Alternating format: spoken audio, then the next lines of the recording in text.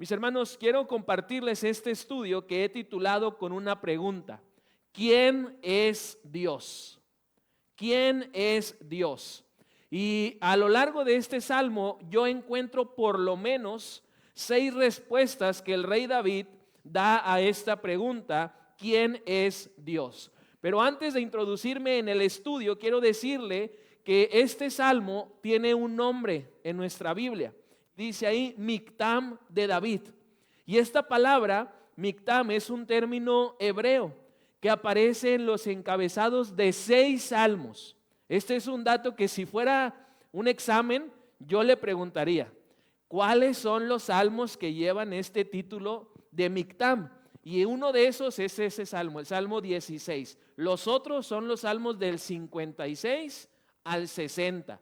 Y todos estos salmos tienen una particularidad en común, que fueron escritos por David, primeramente, y fueron escritos en tiempos de angustia, en tiempos de persecución, en tiempos de adversidad. Y aunque el significado de esta palabra Mictam no es preciso en el presente, en nuestro idioma, a menudo se puede interpretar como un salmo de oro, un poema de valor, o un grabado o una inscripción que debemos recordar. De esto es que surge este salmo, el Salmo 16, para mostrarnos también una oración secreta que usted y yo podemos hacer cuando hay tiempos de crisis en nuestra vida. Dado que los salmos con este título están escritos para tiempos de peligro, para tiempos de persecución, algunos piensan que la idea que tenía David era pues recordar esos salmos y mencionarlos, pero no a una voz tan grande y tan alta, sino más en lo secreto. Como estaba siendo perseguido, muy probablemente estaba él escondido y no quería que los enemigos pues descubrieran dónde estaba él resguardándose.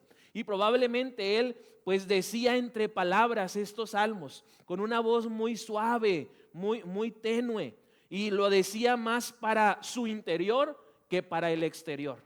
Y entonces encontramos que en esos momentos de persecución David conoce a Dios, conoce atributos de Dios que le dieron a él contentamiento, le dieron a él alegría y gozo, incluso en tiempos difíciles. Y esto es algo que a nosotros pues también nos debe llamar la atención, porque estoy seguro que todos nosotros hemos enfrentado, estamos enfrentando o vamos a enfrentar tiempos de adversidad, donde nosotros debemos encontrar en Dios gozo, paz y contentamiento, sin importar las circunstancias. Y además este salmo, hermanos, tiene otra característica muy importante que yo quisiera que usted grabe en su mente y en su corazón. Este salmo predice poderosamente la resurrección de Jesús.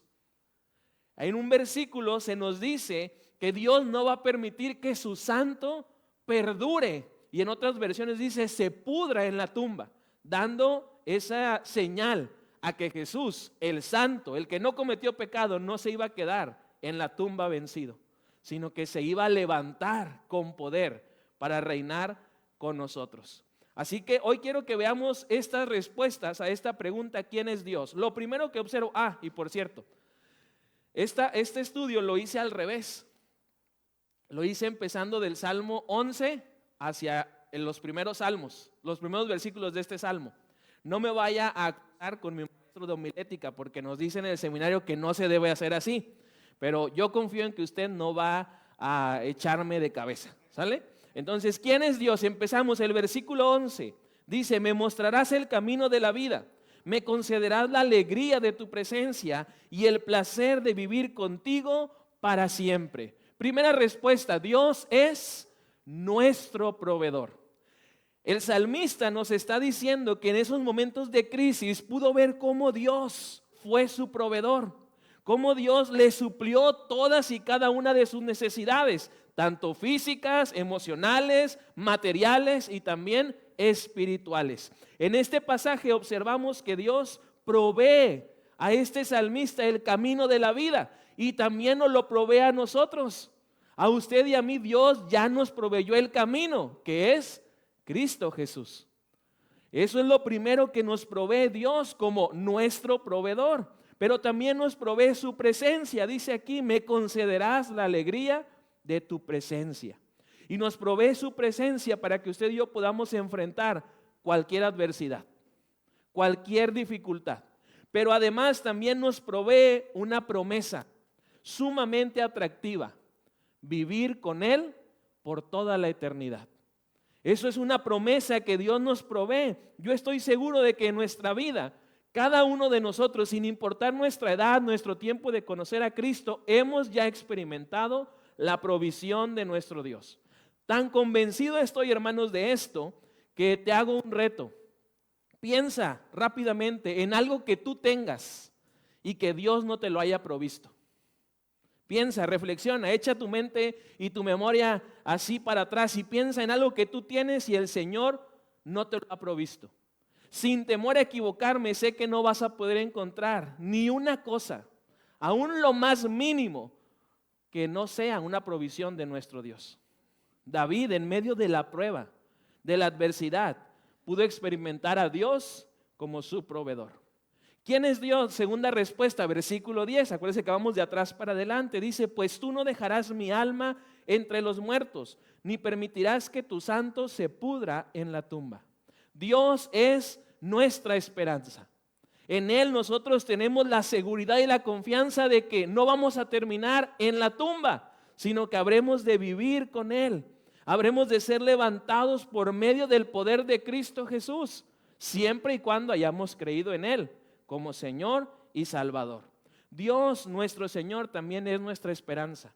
De una manera muy clara, este texto es el que apunta a la resurrección de Cristo Jesús, porque Dios no permitió que Él, el Hijo de Dios, el Santo, el Escogido, se quedara ahí vencido en la tumba, sino que con poder lo levantó de entre los muertos. Y a través de esa resurrección, usted y yo tenemos esa esperanza, porque lo que Dios ya hizo con Cristo, lo va a hacer también con usted y conmigo, si hemos creído en Jesús. Tenemos una esperanza, tenemos confianza en que la promesa de Dios será cumplida. También en nuestra vida vamos a poder experimentar ese poder de Dios. ¿Y por qué? Porque ya hay un antecedente, ya hay una tumba vacía, y es la de Cristo Jesús. Así que usted y yo podemos encontrar que Dios también es nuestra esperanza. Y ojo, hermanos, esa esperanza no la da la iglesia. Esa esperanza no la da una persona, esa esperanza no la da un santo, un hombre o una mujer escogido o escogida, mucho menos la da una imagen o un ídolo. Solamente Dios y nadie más nos puede dar esa esperanza, porque Dios mismo es nuestra esperanza. Lo tercero que observo, hermanos, Dios también es nuestro cuidador. Versículo 8 y 9 dice: sé que el Señor siempre está conmigo. No seré sacudido porque Él está aquí a mi lado. Con razón mi corazón está contento y yo me alegro. Mi cuerpo descansa seguro. Parecieran, hermanos, palabras que uno está diciendo en tiempos de bonanza, en tiempos de paz. Pero acuérdese, David está siendo perseguido. David está enfrentando dificultad. Y nadie en su sano juicio, cuando está siendo perseguido o cuando está enfrentando dificultad, está contento. Nadie está alegre, nadie puede descansar porque alguien lo está persiguiendo, y no para encontrarlo solamente, sino para echarle mano y matarlo. Pero David experimentó el cuidado de Dios. Dios también es nuestro cuidador. Hoy en día saber esto de Dios es algo que a usted y a mí nos debe tranquilizar. Si ya estamos con Cristo, ya lo hemos recibido, podemos estar confiados en que en todo momento y ante cualquier circunstancia, Dios es nuestro cuidador. Dios guarda nuestra entrada y nuestra salida. Dios guarda nuestros viajes. Nos cuida mejor, hermanos, que cualquier sistema de alarma. Dios nos cuida mejor que todas las cámaras de vigilancia que usted pueda tener en su casa. Dios a usted y a mí nos guarda mejor que un guardaespaldas sumamente entrenado, porque Dios es nuestro cuidador. Me encanta ver cómo David nos describe el cuidado del Señor. Observe el pasaje, dice: Dios siempre está conmigo. No seré sacudido porque Él está a mi lado. Pero ¿sabe qué me asombra y qué me gusta todavía más? Ver que David, cuando tiene esta verdad en su mente, se da cuenta que es por eso que él puede estar contento. Que es porque Dios lo cuida que él puede estar alegre. Que es porque Dios está a su lado que él puede descansar. No se protege con las armas, no se protege con el ejército, sino que se protege en Dios, porque Dios es nuestro cuidador. ¿Quién es Dios? Cuarta respuesta, versículo 7 dice: bendeciré al Señor, quien me guía. Aún de noche mi corazón me enseña. Dios también es nuestro consejero. Lo fue con David y con otros grandes hombres y mujeres, y lo es todavía también con nosotros en el presente. El salmista también menciona que Dios es quien lo guía, Dios es quien le enseña. Recordemos solamente, por si ya se nos olvidó, este salmo se escribe en momentos de angustia, en momentos de dificultad, y en ese momento uno puede llegar a lidiar con la incertidumbre, con la duda, con el temor, e incluso por esa situación puede llegar a pensar que Dios lo ha desamparado, que lo ha dejado a la deriva. Pero observe la confianza de David. Dice: voy a bendecir el nombre de Dios porque Él es quien me guía, porque Él es quien en las noches me enseña lo que yo necesito saber. El Señor no ha desamparado a David y tampoco desampara a sus hijos en el presente. Siempre nos guía, siempre nos enseña. Pero en este caso observemos que David tiene la certeza, tiene la seguridad de que esa adversidad es parte del camino, es parte del proceso por donde Dios lo está guiando para hacerlo el hombre conforme a su corazón. Por eso dice: Dios es mi consejero, Dios es quien me enseña. Y en medio de la prueba nos hace un reto David: bendecir el nombre de nuestro Señor. Muchas veces en las pruebas, ¿verdad? Decía hace ratito Cristian, creo, le preguntamos a Dios ¿por qué? Y le pedimos explicaciones. Observemos, David lo está alabando, lo está bendiciendo, porque sabe que Dios es su consejero. 5. Dios es también nuestra herencia. Versículo 5 y versículo 6 nos dice: Señor, solo tú eres mi herencia, mi copa de bendición. Tú proteges todo lo que me pertenece. La tierra que me has dado es agradable. Qué maravillosa herencia, dice el salmista. Para entender esta declaración de una mejor forma, recordemos que David era el hijo menor de una familia con muchos hijos. ¿Sí se acuerda cuando el profeta fue llamado por Dios para ir a ungir a David, quien iba a suplir a Saúl y ser ahora el nuevo rey? ¿Y qué es lo que hace el profeta? Pone los ojos en el primogénito. Pero el Señor le dice: no, yo no veo las apariencias, yo veo el interior.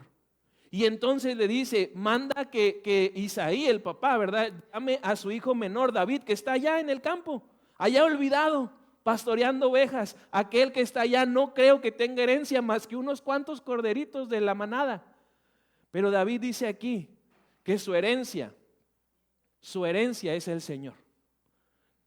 Observe eso, no podía esperar herencia de su familia, era el menor, creo que eran 11 hermanos si no me equivoco. Entonces, si tenía el papá pues propiedades, le iba a tocar al primero, al segundo, al tercero, al cuarto, al quinto, al sexto y hasta lo último a David, y si bien le iba. Pero aquí observamos que David tiene su vista puesta en el Señor y dice que su herencia, que es Dios, es hermosa. Las cuerdas que marcaban la herencia, el límite, cayeron en lugares deleitosos. Y las palabras de David aquí, hermanos, nos hablan de contentamiento. Está contento con lo que Dios le ha dado. E incluso dice: qué maravillosa herencia.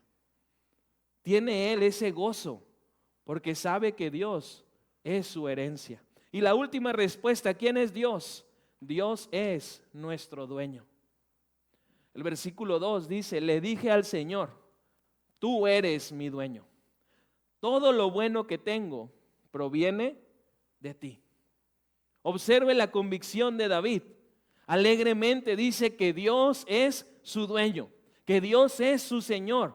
En medio de las dificultades y las pruebas, no es fácil, hermanos, hacer esta declaración, pero quiero que sepa usted que esto es algo sumamente necesario. Cuando usted y yo en medio de la adversidad decimos que Dios es nuestro Señor, nuestro espíritu se revitaliza, se reanima, pues nos recuerda que sin importar lo que nos pase o lo que la gente nos pueda hacer, del Señor somos, porque Él es nuestro dueño, a Él le pertenecemos.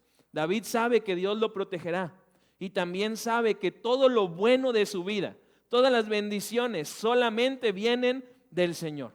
Provienen de Dios, que es el dueño de toda la tierra, del mundo y de los que en él habitan. Por eso observe la convicción con la que termina esta frase: no hay para mí bien fuera de ti. Y lo está diciendo, recuerde, en medio de persecución, en medio de angustia. Y a pesar de esa adversidad que enfrenta, no piensa David, ni siquiera se le pasa por su mente en dejar a Dios, porque Dios es su dueño. ¿Y sabe a qué me transporta este versículo? A lo que se nos describe en el Evangelio de Juan capítulo 6. Juan capítulo 6 versículo 66, que es el versículo más triste, hermanos, de toda la historia. Más triste de toda la Biblia. Jesús hablando a los discípulos y a las multitudes. Y los discípulos dicen: dura palabra es esta. Y dice que abandonaron a Jesús. Lo dejaron de seguir. Y Jesús, al notar eso, ahí en Juan capítulo 6, versículo 67, les pregunta a los discípulos, a los 12 apóstoles: estos ya se fueron, ¿ustedes también se quieren ir? Y contesta Pedro, ¿verdad? Porque era el arrebatado, era el que tenía siempre la respuesta más rápida: Señor, ¿a quién iremos? Si solamente tú tienes palabras de vida eterna. ¿Qué estaba diciendo Pedro con esto? Que Dios también era su Señor. Y no solamente de él, sino también de los otros discípulos. Termino diciéndole, hermano, a manera de conclusión, yo no sé si ahora mismo tú estás en paz o estás enfrentando alguna situación de angustia, alguna lucha o incluso alguna persecución. Pero lo que sí sé es que Dios, sin importar lo que tú y yo estemos pasando, puede y quiere ser nuestro proveedor. Quiere ser nuestra esperanza, quiere ser nuestro cuidador, quiere ser nuestro consejero, quiere ser nuestra herencia y quiere ser también nuestro Señor. Lo fue con David hace más de 2000 años y quiere serlo también con cada uno de nosotros. Pero la pregunta importante es: ¿tú quieres que Dios sea tu proveedor? ¿Que sea Dios tu esperanza, tu cuidador, tu consejero, tu herencia y tu Señor? Porque en medio de las adversidades Dios nos prueba, nos examina. Porque a veces en esos momentos decimos: Señor, ¿sabes qué? Ya no quiero que tú me proveas, porque me provees bendición, pero a la par me provees prueba.